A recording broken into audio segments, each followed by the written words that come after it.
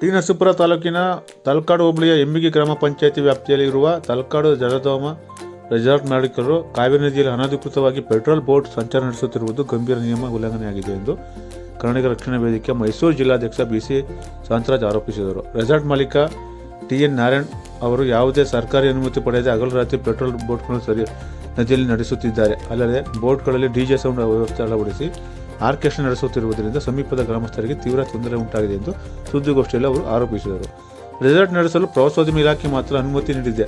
ಆದರೆ ನದಿಯಲ್ಲಿ ಬೋಟ್ ಸಂಚಾರ, ಡಿಜೆ ಸೌಂಡ್ ಅಥವಾ ಇತರ ಚಟುವಟಿಕೆಗಳಿಗೆ ತಾಲೂಕು ಅಥವಾ ಜಿಲ್ಲಾ ಮಟ್ಟದ ಯಾವುದೇ ಇಲಾಖೆಯಿಂದ ಅನುಮತಿ ಪಡೆದಿಲ್ಲ ಎಂದು ಅವರು ದೂರಿದರು. ಪರಿಸರ ಹಾನಿ, ನೀರಿನ ಕಲುಷಿತತೆ, ಜಲಚರ ಜೀವಗಳಿಗೆ ಅಪಾಯ. ಅನಧಿಕೃತ ಪೆಟ್ರೋಲ್ ಬೋಟ್ಗಳ ನಿರಂತರ ಸಂಚಾರದಿಂದಾಗಿ ಕಾವೇರಿ ನೀರು ಕಲುಷಿತವಾಗುತ್ತಿದೆ. ಅಲ್ಲದೆ ಇದರಿಂದ ಜಲಚರ ಜೀವಿಗಳಿಗೆ ಅಪಾಯ ಉಂಟಾಗುತ್ತಿದ್ದು, ಬೋಟ್ಗಳಲ್ಲಿ ಬಳಸುವ ಡಿಜೆ ಸೌಂಡ್ನಿಂದ ಶಬ್ದ ಮಾಲಿನ್ಯ ಉಂಟಾಗಿ ಪರಿಸರ ಸಮತೋಲನದಲ್ಲಿ ಹಾನಿ ಉಂಟಾಗುತ್ತಿದೆ.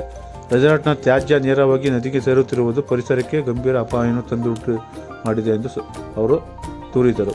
ಹಕ್ಕಿಪಕ್ಷಿಗಳಿಗೆ ತೊಂದರೆ.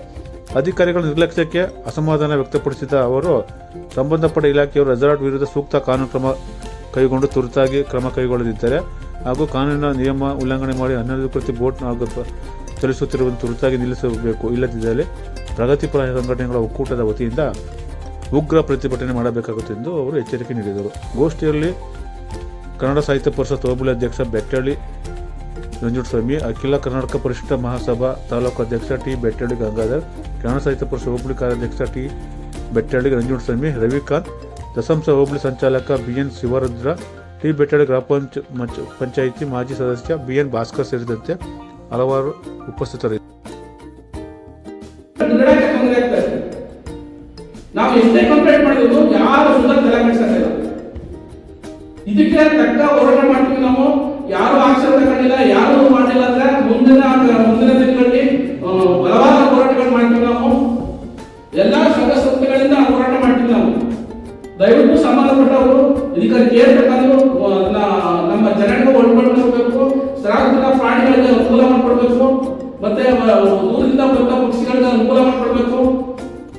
ದಯವಿಟ್ಟು ನನ್ನ ಇದರಲ್ಲಿ ಮಾಧ್ಯಮದಲ್ಲಿ ಕೇಳ್ತಿರೋದು ಇದೊಂದೇ, ದಯವಿಟ್ಟು ಇದನ್ನ ಮಾಡ್ಕೊಡ್ಬೇಕು. ಬೋಟಿಂಗ್ ವ್ಯವಸ್ಥೆ ಇದು ಅವ್ರು ಹೇಳಿದ್ರೆ ಒಂದ್ ಕಡೆ ಸರ್ವಿಸ್ ನಾವು ಕೊಟ್ಟಿದ್ದೀವಿ ಅನ್ನೋ ಒಂದು ದಡದಿಂದ ಮತ್ತೊಂದು ದಡಕ್ಕೆ ಪ್ರವಾಸಿಗರನ್ನ ಒಂದು ಕರೆತಂದು ಮತ್ತೆ ಒಂದು ಕರೆತಂದು ಈ ಕಡೆ ಬಿಡ್ತಕ್ಕಂಥದ್ದು ಅನ್ನೋದು ಅದರ ಅರ್ಥ. ಯಾವ ಪ್ರಯಾಣ ಅವ್ರು ಕರ್ಕೊಂಡಿದ್ದಾರೆ, ತಮ್ಮ ಒಂದು ರೆಸಾರ್ಟ್ ಬರ್ತಕ್ಕಂಥ ಗೆಸ್ಟ್ಗಳು ಯಾವ್ಯಾವ ಅತಿಥಿಗಳು ಅವರು ಮಾತ್ರ ಅವ್ರಿಗೆ ಸೀಮಿತವಾಗಿರ್ತಕ್ಕಂಥ ಬೋಟ್ಗಳು. ಇದು ಎಷ್ಟು ಮಟ್ಟ ಸರಿ ಅಂತ. ಹಾಗೆ ಅವರು ಬೋರ್ಡಿಂಗ್ ನಡೆಸ್ತಕ್ಕಂಥ ಒಂದು ಜಾಗ ಇದೆಯಲ್ಲ, ಈಗ ನಮ್ಮ ಅಂದ್ರೆ ಸ್ನಾನಘಟ್ಟದ ಪಕ್ಕ ಇರ್ತಕ್ಕಂಥ ಜಾಗ. ಆ ವ್ಯಕ್ತಿ ಅಂತಂದ್ರೆ ರೆಸಾರ್ಟ್ ಓನರ್ ಮಾಲೀಕರಾದಂಥ ಟಿ.ಎನ್. ನಾರಾಯಣ್ ಅವರು ಅಲ್ಲಿ ಕ್ರಯಕ್ಕೆ ಪಡ್ಕೊಂಡಿರ್ತಕ್ಕಂಥದ್ದು ಕೇವಲ 20 ಗುಂಟೆ ಮಾತ್ರ. ಅಲಿಮಿಟೆಡ್ ಲ್ಯಾಂಡ್ 20 ಗುಂಟೆ ಅಲ್ಲದೆ ಮುಂದೆ ಒಬ್ಬರು ಜಾಗ ಕುಟುಂಬಲಯ ಅಂತ ಅವರು ರೈತರು ಅವರು ಜಾಗನ ಅವ್ರನ್ನ ಎದುರಿಸಿ ಅವ್ರ ಜಾಗನ ಬಿಡದೇನೆ ಇಲ್ಲಿ ತನಕ ಆಕ್ಯುಪೈ ಮಾಡ್ಕೊಂಡು ಆ ಜಾಗದಲ್ಲಿ ಅವರು ಬೋಟಿಂಗ್ ಟ್ರಾನ್ಸಾಕ್ಷನ್ ಮಾಡ್ತಾ ಇರೋದು ನೋಡಿ, ಬಿಟ್ಟಿಲ್ಲ ಅವರು ಒಬ್ಬರು ರೈತರು. ಈ ರೀತಿ ಮಾಡಿ ಇವರು ಬೋಟಿಂಗ್ ನಡೆಸ್ತಾ ಇದ್ದಾರೆ ಹಗಲು ರಾತ್ರಿ ಅಂತಾನೆ. ಜನಗಳಿಗೆ ತುಂಬಾ ತೊಂದರೆ ಇದೆ. ಇದ್ರ ಬಗ್ಗೆ ಸ್ಥಳೀಯ ಜಿಲ್ಲಾಡಳಿತ ಎಚ್ಚೆತ್ತು ಅದನ್ನ ಸಂಪೂರ್ಣವಾಗಿ ಬಂದ್ ಮಾಡಬೇಕು. ಮತ್ತೆ ಕಟ್ಟಡ ಈ ಕಡೆ ಇರೋದು ಅಕ್ರಮ ಕಟ್ಟಡ ಅವರು ವ್ಯವಹಾರ ನಡೆಸ್ತಾ ಇದ್ದಾರೆ. ಹೇಗೆ ಪಂಚಾಯತಿ ಅವರು ನೋಡ್ಕೊಂಡಿದ್ದಾರೆ ನಮ್ಮ ಬೀಸಗಳಿ ಪಂಚಾಯತಿ ಅವರು ಅದ್ರ ಬಗ್ಗೆ ಕ್ರಮ ತಗೊಳ್ಳಿ. ಆ ಕಟ್ಟಡನ ಪೂರ್ತಿಯಾಗಿ ತೆರವುಗೊಳಿಸಿ ಅಂತ ನಾವು ಕಂಪ್ಲೇಂಟ್ ಮಾಡೋದು ಕೂಡ ಅದ್ರ ಬಗ್ಗೆ ಅವರು ಯಾವುದೇ ಕ್ರಮ ತಗೊಂಡಿಲ್ಲ. ವರ್ಷಕ್ಕೆ ಎಷ್ಟು ಟ್ಯಾಕ್ಸ್ ಕಟ್ಟೋದು, ಯಾವುದೇ ವ್ಯಕ್ತಿ ಅಕ್ರಮವಾಗಿ ಹಣ ಸಂಪಾದಿಸಿ ವರ್ಷಕ್ಕೆ ಎಷ್ಟು ಟ್ಯಾಕ್ಸ್ ಅಂತ ಸರ್ಕಾರ ಕಟ್ಬೋದಾ? ಯಾವ್ದಾದ್ರು ರೂಲ್ ಇದೆಯಾ, ಕಾನೂನು ಇದೆಯಾ? ಕ್ರಮವಾಗಿ ಸಂಪಾದಿಸಿ ಅದರಲ್ಲಿ ಬರ್ತಕ್ಕಂಥ ಲಾಭದಲ್ಲಿ ತೆರಿಗೆ ಕಟ್ಟಿ ಸರ್ಕಾರಕ್ಕೆ ಅಂತ ಕಾನೂನು ಹೇಳುತ್ತೆ. ಅದು ಇವ್ರು ಮಾಡ್ತಾ ಇರೋದು ಅಕ್ರಮ ಕಟ್ಟಡದಲ್ಲಿ ನಡೀತಕ್ಕಂಥ ನಮ್ಮ ತೆರಿಗೆ ಕಟ್ತಾ ಇದಾರಲ್ಲ, ಅದು ಇಲ್ಲಿಗಲ್ ಆಕ್ಟಿವಿಟೀಸ್ ನಮಗೆ ತೆರಿಗೆ ಬಂದ ಸಾಕು ಅನ್ನೋ ಉದ್ದೇಶ ಆಗುದು. ಹಾಗಾಗಿ ರೆಸಾರ್ಟ್ ಒಂದಷ್ಟು ಇಲ್ಲಿಗಲ್ ಆಕ್ಟಿವಿಟೀಸ್ ಇದ್ದೇ ಆ ಒಂದು ಕಾರಣಕ್ಕಾಗಿ ಅವರು ರೆಸಾರ್ಟ್ ನವರು ಮಾಲೀಕರು ಇಲ್ಲಿ ತನಕ ಏನೇನು ಅಕ್ರಮ ಚಟುವಟಿಕೆಗಳು ನಡೆಸ್ತಾ ಇದ್ದಾರೋ ಅದನ್ನ ಸಂಬಂಧಪಟ್ಟಂತ ಇಲಾಖೆಗಳು, ಸರ್ಕಾರ, ತಾಲೂಕು ಆಡಳಿತ, ಸ್ಥಳೀಯ ಜಿಲ್ಲಾಡಳಿತ, ಸಂಬಂಧಪಟ್ಟ ಅಧಿಕಾರಿಗಳು ದಯವಿಟ್ಟು ಅದನ್ನೆಲ್ಲ ಬಂದ್ ಮಾಡಿಸಿ ಜನಗಳಿಗೆ ಅನುಕೂಲ ಮಾಡಿಕೊಟ್ಟು ಒಂದು ಕುಡಿಯುವ ನೀರಿನ ವ್ಯವಸ್ಥೆ ಕೂಡ ಸರಿಯಾದ ರೀತಿಯಲ್ಲಿ ಒಂದು ಸರಬರಾಜು ಆಗಬೇಕು. ಅಲ್ಲಿ ಒಂದು ಮಾಲಿನ್ಯ ಇದ್ದೇನೆ, ಈಗ ಜಲ ಮಾಲಿನ್ಯ ಆಯ್ತಾ ಇದೆ, ಶಬ್ದ ಮಾಲಿನ್ಯ ಆಯ್ತಾ ಇದೆ, ವಾಯು ಮಾಲಿನ್ಯ ಆಯ್ತಾ ಇದೆ, ಹಾಗೆ ಜಲಚರ ಪ್ರಾಣಿಗಳು ಆ ಕಡೆ ತೀರದಲ್ಲಿ ಪೂರ್ತಿ ಅಂದ್ರೆ ಕಟ್ಟಪುರದ ನದಿ ತೀರದಲ್ಲಿ ಅದು ಭೀಕರಾಂಶ ಇರ್ತಕ್ಕಂಥದ್ದು. ಆ ನದಿ ತೀರದಲ್ಲಿ ಪೂರ್ತಿ ಲೈಟ್ ಡೆಕೋರೇಟ್ ಮಾಡ್ಕೊಂಡಿದ್ದಾರೆ ಅವರು, ಪೂರ್ತಿ ಮಂದವಾದ ಬೆಳಕು ಏನ್ ರಾತ್ರಿ ಮತ್ತು ಪೂರ್ತಿ ಎಷ್ಟೋ ದೂರ ಕಾವೇರಿ ನದಿ ತೀರಿಗೆ ಹೋಗ್ತಕ್ಕಂಥದ್ದು. ಜನಸಂಚಾರದ ಪ್ರಾಣಿಗಳು ತೊಂದರೆ ಆಗುತ್ತೆ, ಪರಿಸರ ಮಾಲಿನ್ಯ ಲೆಕ್ಕರು ಗೊತ್ತಿಲ್ವಾ, ಮೀನುಗಾರಿಕೆ ಲೆಕ್ಕರು ಗೊತ್ತಿಲ್ವ ಇದು ಅಂತಕ್ಕಂಥ ಒಂದು ಪ್ರಶ್ನೆ ಉದ್ಭವ ಆಗುತ್ತೆ. ದಯವಿಟ್ಟು ಮಾಧ್ಯಮ ಮಿತ್ರರು ಒತ್ತಾಯ ಮಾಡಿ ಸರ್ಕಾರ ಮಟ್ಟ ತಿಳಿಸಿ ಇದನ್ನ ಸಂಪೂರ್ಣ ಬಂದ್ ಮಾಡಿಸಿ ಜನತೆಗೆ ಮತ್ತೆ ಆ ಪ್ರದೇಶಕ್ಕೆ ನ್ಯಾಯ ಒದಗಿಸಿಕೊಡ್ಬೇಕು ಅಂತ ನಾನು ಆ ಬಗ್ಗೆ ಮನವಿ ಮಾಡ್ತೇನೆ. ಇದೆಯಲ್ಲ, ಈಗ ಆ ಜಾಗದ ಎದುರುಗಡೆ ಒಂದು ಕೆರೆ ಇತ್ತು. ಆ ಕೆರೆ ಬಂದು ಹಸು ಕರುಗಳಿಗೆ ಕುಡಿಯೋಕ್ಕೋಸ್ಕರ ನೀರಿದ್ದಂತ ಕೆರೆ ಅಂತ ಜಾಗ. ಆ ಜಾಗನ ಮುಚ್ಚಾಕ್ಬಿಟ್ಟು ಅವರು ಇವತ್ತು ಕಾಂಪೌಂಡ್ ಮತ್ತೆ ಗೇಟ್ ಮಾಡ್ಕೊಂಡಿದ್ದಾನೆ ಅಪ್ಪ, ಯಾರು ರೆಸಾರ್ಟ್ ನ ಮಾಲೀಕ. ಅಲ್ಲಿ ಕೆರೆ ಇತ್ತು ಅಂತಾನೆ ಗೊತ್ತಾಗಿಲ್ಲ, ಆ ರೀತಿಯ ವ್ಯವಸ್ಥೆ ಮಾಡಿ ಮುಚ್ಚಾಕ್ಬಿಟ್ಟು ಎಲ್ಲಾ ಡಿಪಾರ್ಟ್ಮೆಂಟ್ಗಳಿಂದ ನಾನು ದಾಖಲಾತಿಗಳು ತಗೊಂಡಿದ್ದೀನಿ, ತಗೊಳ್ಳಿ ಸರ್ ಅಂತ ಹೇಳ್ಬಿಟ್ಟು AC ಸಾಹೇಬರಿಗೆ ಇದನ್ನ ಅವರು ಸಬ್ಮಿಟ್ ಮಾಡಿದ್ದಾರೆ. ಆದ್ರೆ ಅವ್ರು ಕೊಟ್ಟಿರೋ ದಾಖಲಾತಿಗಳನ್ನ ನನಗೊಂದು ನಕಲು ಬೇಕು ಅನ್ನೋ ಉದ್ದೇಶಕ್ಕೋಸ್ಕರ ಮಾಹಿತಿ ಇರ್ತಾರೆ ನಾನು ಹಾಕೊಂಡಿದ್ದೀನಿ. ಯಾಕಂದ್ರೆ ಡಿಪಾರ್ಟ್ಮೆಂಟ್ನವರೆಲ್ಲ ನನಗೆ ಯಾವುದೇ ರೀತಿ ಡಿಪಾರ್ಟ್ಮೆಂಟ್ ಪರ್ಮಿಷನ್ ಕೊಟ್ಟಿಲ್ಲ ಅಂತ ನನಗೆ ಕೊಟ್ಟಿದ್ದಾರೆ. ಅವ್ರಿಗೆ ಕೊಟ್ಟಿದ್ದೀನಿ ಅಂತ ತಗೊಂಡೋಗಿ ಆಯಾಮನ್ನು ಸಬ್ಮಿಟ್ ಮಾಡಿದ್ದಾರೆ. ನಾನು ಕೊಟ್ಟಿಲ್ಲ ಅನ್ನೋದನ್ನ ಸಬ್ಮಿಟ್ ಮಾಡಿದ್ದೀನಿ, ಅವ್ರು ಕೊಟ್ಟಿದ್ದೀನಿ ಅಂತ ಸಬ್ಮಿಟ್ ಮಾಡಿದ್ದಾರೆ. 28ನೇ ತಾರೀಕು ಕೋರ್ಟ್ ಇತ್ತು, ಆ ಕೋರ್ಟಲ್ಲಿ ಅವರು ಅಟೆಂಡ್ ಮಾಡಿದ್ರು, ನಾವೆಲ್ಲ ಅಟೆಂಡ್ ಮಾಡಿದ್ರು. ಈಗ ಅದನ್ನು ಒಂದು ನಕಲುಗಳನ್ನ ತಗೊಳ್ಳೋಕ್ಕೋಸ್ಕರ ನಾನು ಈಗ ಮಾಹಿತಿಗಳು ಹಾಕೊಂಡಿದ್ದೀನಿ.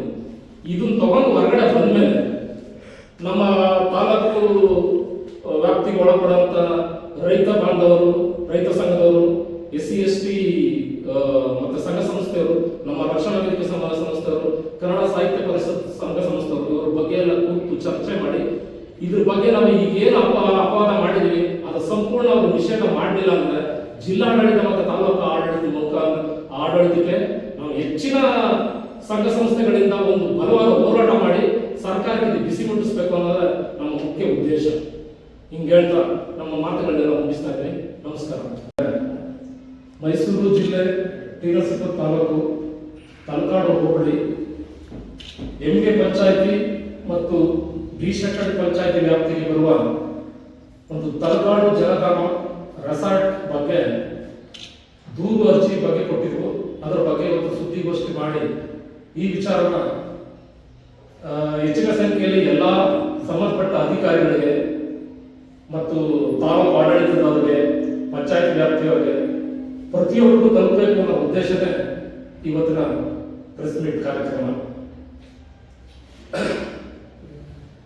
ಎಮ್ಗೆ ಪಂಚಾಯತಿ ವ್ಯಾಪ್ತಿಗೆ ಬರುವ ತಲಕಾಡು ಜಲಧಾಮದ ಮಾಲೀಕರಾದ ನಾರಾಯಣರವರು ಪರಿಸರ ಮಾಲಿನ್ಯ ಅಧ್ಯಯನ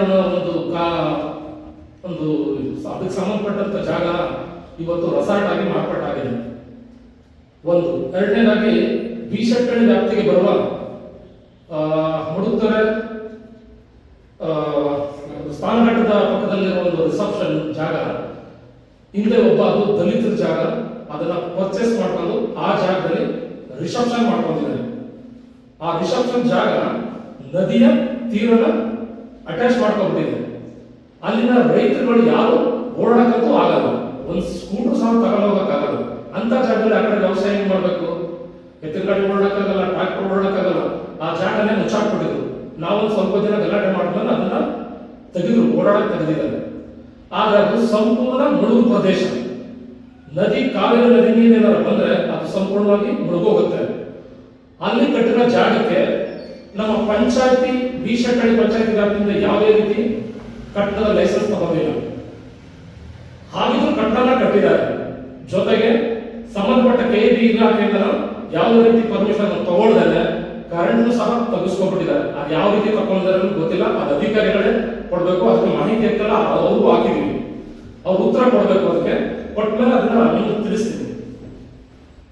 ಈ ವಿಚಾರಕ್ಕೆ ಸಂಬಂಧಪಟ್ಟಂಗೆ ಜಿಲ್ಲಾ ಪಂಚಾಯತ್ ಆಫೀಸ್ಗೆ ನಾವು ಕಂಪ್ಲೇಂಟ್ ಮಾಡಿದ್ವು. ಇಲ್ಲಿ ಹಗಲು ರಾತ್ರಿ ಅಂದ್ರೆ ನೈಟ್ ಅಲ್ಲಿ ಬೋಟ್ ಎಲ್ಲ ಓಡಾಡುತ್ತೆ, ಸೌಂಡ್ ಇದೆ, DJ ಸಿಸ್ಟಮ್ ಇದೆ. ಸುಮಾರು ಆ ಬೋಟ್ ಅಲ್ಲಿ ಒಂದು 50 ಜನ ಕೂತ್ಕೋತಾರೆ. ಆ 50 ಜನಕ್ಕೆ ಅಲ್ಲಿ ಆರ್ಕೆಸ್ಟ್ರಾ ಸಿಸ್ಟಮ್ ಇದೆ, ಊಟ, ತಿಂಡಿ, ಕಾಫಿ ಎಲ್ಲಾ ತರ ವಗೇರೆಗಳು ಇದೆ. ವಿತ್ ಡ್ಯಾನ್ಸ್ ಸಹ ಮಾಡ್ತಾರೆ. ಅಲ್ಲಿಂದ ನೀರು ತುಂಬಾ ಕಲ್ಮಶ ಆಗ್ತಾ ಇದೆ. ಅದ್ರ ಪಕ್ಕನೆ ನಮ್ಮೂರಲ್ಲಿ ಒಂದು ತೆಪ್ಪದ ಮಠ ಅಂತ ಇದೆ, ಅಲ್ಲಿ ಒಂದು ಜಾಕ್ವಾಲ್ ಇದೆ. ಆ ಜಾಕ್ವಾಲಿಂದ ಸುಮಾರು 70 ಹಳ್ಳಿಗೆ ಕುಡಿಯೋ ನೀರು ಸರಬರಾಜು ಆಗ್ತಾ ಇದೆ. ಆ ನೀರು ಅಶುದ್ಧವಾಗಿದೆ, ಶುದ್ಧವಾಗಂತೂ ಇಲ್ಲ. ಅದಕ್ಕೆ ಸಂಬಂಧಪಟ್ಟ ಕರ್ನಾಟಕ ರಾಜ್ಯ ಮಾಲಿನ್ಯ ನಿಯಂತ್ರಣ ಮಂಡಳಿಯವರು ನಮಗೆ ಲೆಟರ್ ಕೊಟ್ಟಿದ್ದಾರೆ. ಸೊ ಆ ನೀರು ಕಲ್ಮಶವಾಗಿದೆ ಅಂತ. ನೆಕ್ಸ್ಟ್ ಎಂಕೆ ಪಂಚಾಯತಿ ವ್ಯಾಪ್ತಿಯಿಂದ ಪರ್ಮಿಷನ್ ತಗೊಂಡಿದ್ದಾರೆ. ಯಾಕೆ ಅಂದ್ರೆ ಪರಿಸರ ನಮ್ಮ ಪ್ರವಾಸೋದ್ಯಮ ಇಲಾಖೆಯವರು ಪರ್ಮಿಷನ್ ಕೊಟ್ಟಿದ್ದಾರೆ ಡೆವಲಪ್ಮೆಂಟ್ಗೋಸ್ಕರ, ಒಂದೇ ಒಂದು ಕಾರಣಕ್ಕೋಸ್ಕರ. ಅದನ್ನ ಎಂಕೆ ಪಂಚಾಯತ್ ಸಹ ಅವ್ರ ಲೆಟರ್ ಮೇಲೆ ಪರ್ಮಿಷನ್ ಕೊಟ್ಟಿದ್ದಾರೆ. ಅದರ ರೆಸಾರ್ಟ್ ನಡೆಸ್ಕೊಳ್ಳೋಕೆ ಮಾತ್ರ ಕೊಟ್ಟದ್ದು. ಬೋಟ್ ನದಿಲಿ ಯಾವುದೇ ರೀತಿ ಅಲ್ಲಿಂದ ಓಡಾಡೋಸಕ್ಕೆ ಯಾರು ಪರ್ಮಿಷನ್ ಕೊಟ್ಟಿಲ್ಲ. ಅದು ಕಾರಣ ಒಬ್ಬರು ಕೊಟ್ಟಿದ್ದಾರೆ. ಅದು ಕೊಟ್ಟಿರೋದೇನು, ಆ ಬೋಟ್ ನದಿ ಮೇಲೆ ತೇಲಕ್ಕೆ ಯೋಗ್ಯತೆ ಇದೆ ಅನ್ನೋದು ಮಾತ್ರ ಕೊಟ್ಟಿದ್ದಾರೆ ಹೊರತು ಇಲ್ಲಿ ಬೋಟಿಂಗ್ ನಡೆಸಿ ಅನ್ನೋ ಉದ್ದೇಶಕ್ಕೆ ಅವರು ಕೊಟ್ಟಿಲ್ಲ. ಆದ್ರೆ ಜಿಲ್ಲಾ ಪಂಚಾಯತ್ ಅವ್ರಿಗೆ ಅವರು ಡೈರೆಕ್ಟ್ ಆಗಿ ಹಾಕ್ಬಿಟ್ಟಿದ್ದಾರೆ. ಅವರು ಏನಂತ, ನೀವು ಯಾವುದೇ ಕಾರಣಕ್ಕೂ ನೀವು ಅಲ್ಲಿ ಬೋಟಿಂಗ್ ಮಾಡಬೇಕು ಅನ್ನೋದಾದ್ರೆ ನೀವು ಅಲ್ಲಿ ಜಿಲ್ಲಾ ಪಂಚಾಯತ್ ಅವರಿಂದ ಪರ್ಮಿಷನ್ ತಗೋಬೇಕು ಅಂತ ಹೇಳಿದ್ದಾರೆ. ಆದ್ರೆ ಇವರು ಜಿಲ್ಲಾ ಪಂಚಾಯತ್ ಪರ್ಮಿಷನ್ ತಗೊಂಡಿಲ್ಲ.